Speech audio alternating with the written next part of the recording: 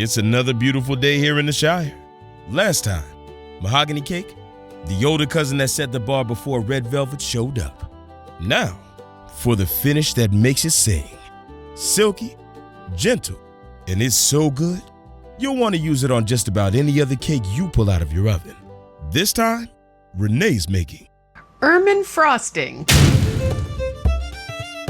Ermine frosting is old school. It starts on the stove and ends airy and smooth with no grit. Lightly sweet, and it holds a clean edge, and it works great on my mahogany cake. And today, I'll show you exactly how to make it.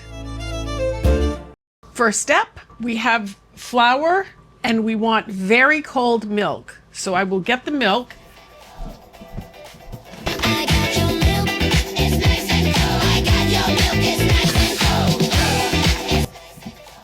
And the reason you want your milk very cold, I'm going to pour this in the pan. The reason you want this very cold is if you try to mix flour, which is our next step, together with an ingredient that is not cold, you're going to end up with lumps that you just can't get rid of. Where's my whisk? Oh, right here.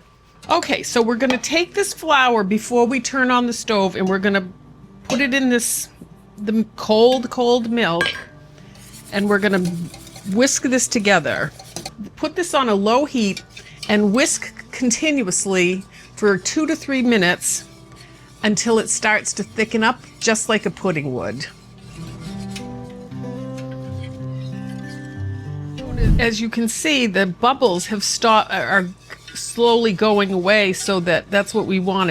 It's warming up, and that flour's nice and mixed well in there. Just warm at this point. I can already tell, I see the difference in the texture of the milk. I scrape along the bottom with the whisk, and if something comes out on the bottom, I know that it's starting to stick, so I just scrape a little bit faster. Okay, we're looking for pudding, and I'm starting to see the lines. When I go like that, I can see lines forming, so we're getting there. You just want to make sure that your bottom is not sticking. This is not hard. It's getting thicker. Ooh, I love this. Oh, we're really getting there. Let's see. See, that's thickening right up. Now you just need to whisk. Not quite.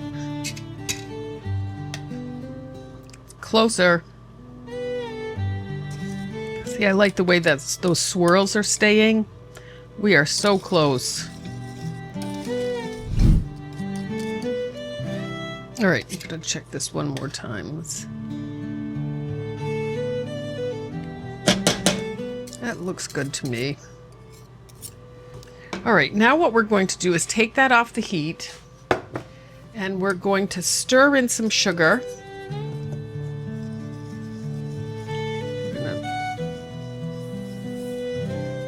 And a little bit of salt.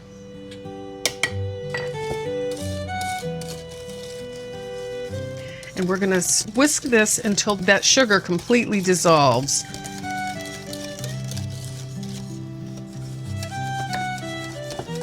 You can hear the sugar on the bottom, and when that stops, your sugar is basically, yep. Yep, and that's great. There's nothing there anymore. So we're gonna take this and put it, I had a bowl right here. So this is what you're looking for now that we've added that sugar. And we're just gonna pour this in a medium-sized bowl. Sometimes there's a little flour left on the edges of the pan down at the bottom. Don't stir those in. Just as you see, there's a couple of little pieces of flour that didn't get dissolved, so we'll just leave those there. We are going to cover this with a piece of saran wrap or plastic wrap. So I'm putting this on top of this mixture so that this doesn't crack when it starts cooling off, and this way it keeps a film from forming on top of this mixture. So we're going to put this in the refrigerator for half an hour or so that it cools off completely. Okay. If you don't cool, the butter will weep. Chill that mix, don't let it creep. Whip it strong till the silk runs deep.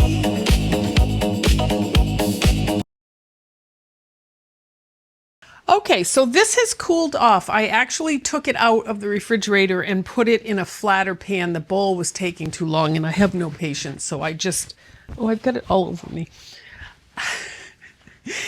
And so I put it out like this, and it's about 65 degrees now, which is perfect. My butter is also at 65 degrees. This recipe, it's old-fashioned. It's completely dependent on the temperature in the room. If your ingredients here are not the same temperature, it's going to split the frosting and cause it to look curdled. So to combat that, if you get the temperature of these things to about 65 degrees, you're going to be much better off. Okay, so what we're going to do at this point is we're going to take this butter and we're going to beat this until it's light and fluffy for 2 or 3 minutes. So we're going to put that on a... We're going to go for about 2 or 3 minutes. Okay, this is looking great. That butter is nice and airy and smooth. Love that. Okay, and now what we're going to do is we're going to turn this on low. And then we're just going to scoop some of this in here. And let this mix in.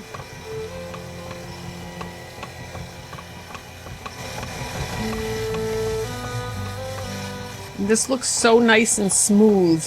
That's because we did that flour the way we did it. There are no lumps, there's no sugar that isn't dissolved. It's cool. And I'm putting it in this way so that it can mix together without having a big glob of this flour and milk mixture in there. It doesn't have to work quite as hard. Once again, I just like to get every last drop that I can get out of every pan I ever use. So, Horace, should we waste any of this? All that flavor. All right. Then I'm going to add a little bit of vanilla. That get mixed in there. I am going to stop this for just a minute and get that scraped off right there.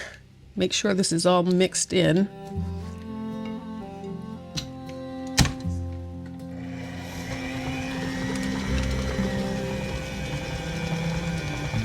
All right, that's looking great. So there's one more step with this. We're going to take this mix beater off. Let's get some of that. And we are going to get this beater, or my whipping.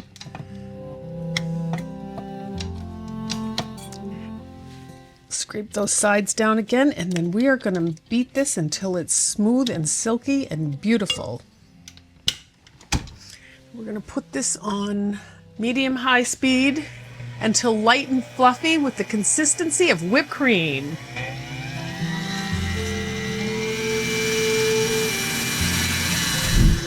This is so smooth. I'm just going to see how that's doing. Oh, I think that looks fabulous. Let's see how this stirs up. Oh my goodness. Look how smooth and silky that is. Look, that is amazing.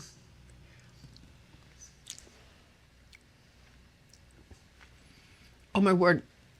The texture of this, I've never had a frosting this fluffy and this smooth.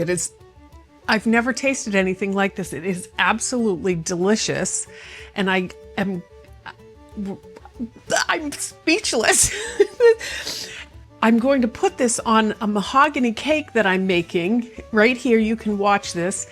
And I cannot wait to see how this tastes on it. It is so delicious and so smooth and so creamy, and it just melts in your mouth, and it isn't overly sweet. It is the most unique frosting I've tasted in a long time.